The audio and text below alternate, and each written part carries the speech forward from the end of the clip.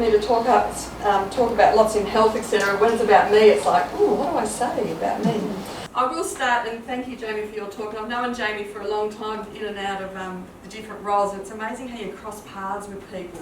It's a real privilege to be working with lots of diverse women. And I do acknowledge the diversity we have in our workplace, in our home, with our children. They teach us so much, our children, our husbands and our families, etc. I actually grew up in Seymour on a farm, and I had a great childhood. Got 2 sisters and a brother. I was the oldest. A boy came along and everyone celebrated that, and I remember my mother saying, "What's there to celebrate?" My dad was going, "I think this is okay." Still, we had a great upbringing on the farm. I do have lots of memories though, and Mum was very much about gender equality. Like I look back and think my brother had to do the dusting. And I remember my father saying, "No, he should be out in the farm." And no, the girls will be out in the farm with you in a minute, and so will he. I was brought up in that sort of environment, and Dad went along with it. Like, it was very much an equal life. And I remember Dad saying that we all had to go and get careers. So he was very much about, he had 3 daughters to be out in the world and making a mark.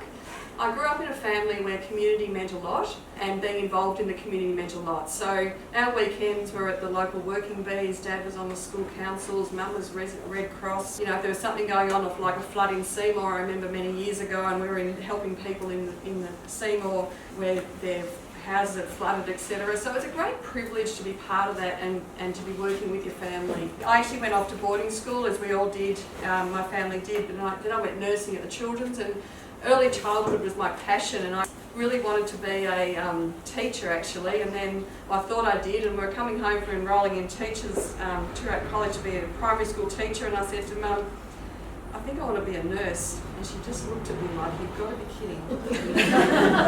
It was actually Ash Wednesday. We were driving back to Seymour, and the wind was horrendous and the fires were everywhere, and we're in the car and no air conditioning. I don't think Mum knew whether to put me out on the side of the road on the top of Pretty Sally or take me home. But anyway, she took me home, thank goodness. A few months later I enrolled in at the Children's and started my career as a nurse, and which I absolutely loved, and I continued with paediatrics and early childhood, becoming a midwife and a maternal and child health nurse. That was actually when I ended up in local government. I was a maternal and child health nurse living in Seymour, and when I came up to Shepparton, I was doing that for a while, and I absolutely loved being a maternal and child health nurse. You met so many wonderful women and heard so many wonderful stories, and I was a single mother through some of that time, so you can really bring with you that life experience and share that.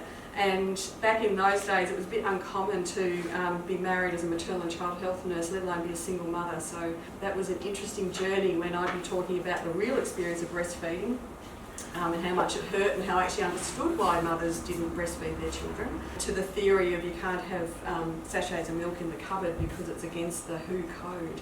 I used to think I'd rather feed the baby.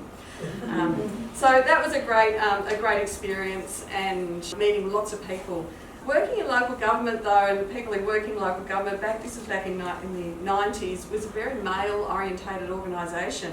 And growing up in nursing and what have you, it was female. Like, we had the medical workforce, so it was always quite hierarchical, and there weren't a lot of female specialists and paediatricians, etc. coming through. They were probably just starting to. So, still in that hierarchical type of world and going into local government.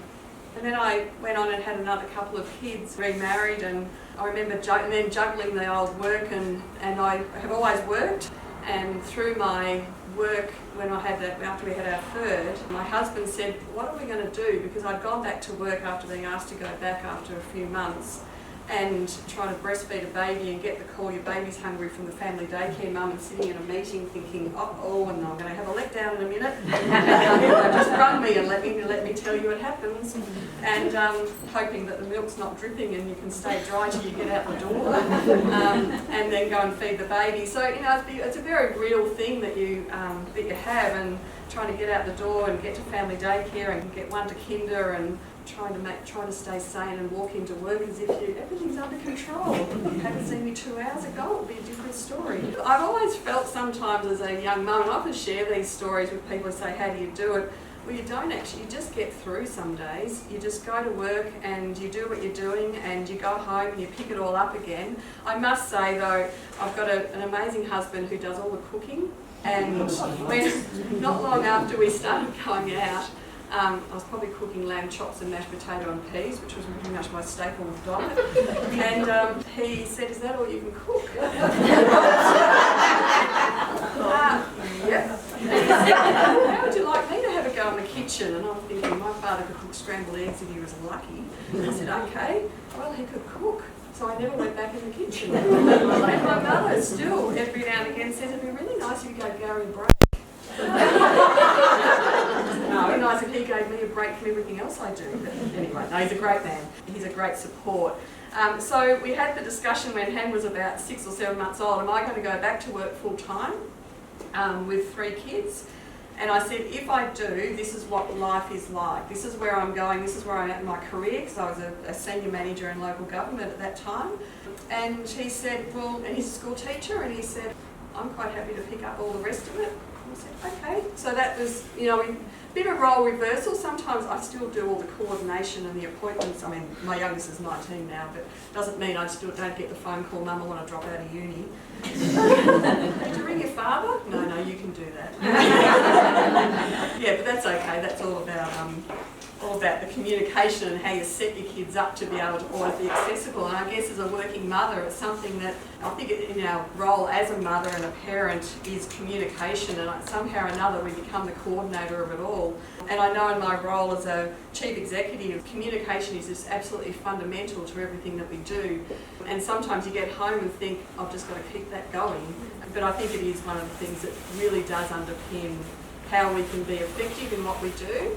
And when you talk about gender, you know, after the hospital flooded in 2012 in Numurkah, and I was the chief executive down there, I then got launched into a whole new world around insurance and dealing with a big organisation, and very, very male-dominated organisation.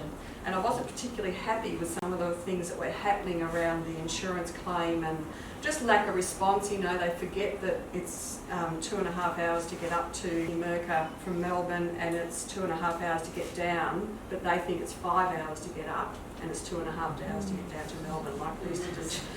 So anyway, I put in this matter of concern, and next thing they said to me, would you come down to a meeting? And no kidding, I walked into this boardroom and there were 12 suited men sitting around this boardroom table, and I'm like, okay, you just take a deep breath and go fake it till you make it. Man, I faked it till I made it that day.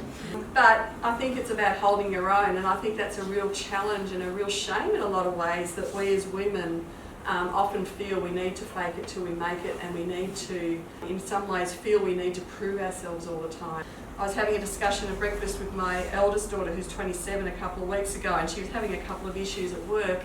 And you know, it was to do with interactions with men in her workplace and what have you. And she said, "Oh, Mum, I used to think that, you know, talking to you, that by the time I got into the workplace, some of this would be fixed." She said, "I think I'm going to be having the same conversation with my children." I said, "I think you will, but let's work on that." So it's interesting that the new generation's coming through, and I think they're a lot more aware than what we were. And I think that hopefully we are gearing our young kids and our daughters and our sons to respect women, but also to give them that voice. But I do think we've got a long way to go. And I think a lot of that cultural diversity that we see, and we need to embrace that, because we can learn so much from each other in our roles, both at home and as our parents, and also in our workplaces as well. So I might stop there. I just want to quickly say about leadership, because I've been really privileged to be in some leadership positions, and both in community. So, you know, in Rotary, and I had the privilege of being a president of Rotary in Numurkah a couple of years ago. And once again, you know, we've got 40% of women in Rotary now in Numurkah, and when I first started there was 2 of us. And that's just been absolutely fantastic. And I think when you do bring women to the table, it really does change the discussion and the conversation. But I would equally say when you bring men to a table where it's dominated with women, it does the same thing.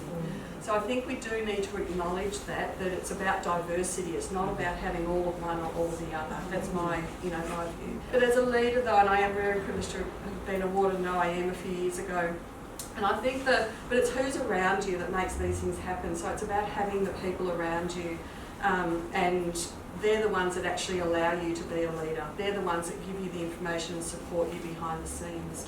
by no means will I ever say you do it on your own. I've not done it on my own. That support and that networking and putting yourself out there, being courageous, taking a risk, being able to stand back up again, get back up on the horse, as my father used to say. He used to literally put us back up on the horse when we fell off. Yeah, so there's lots of things that I think we can really celebrate as a woman, but I think just being part of this world and our local communities and making sure that every day we're doing something to improve health, but also to improve the well-being. So thank you very much.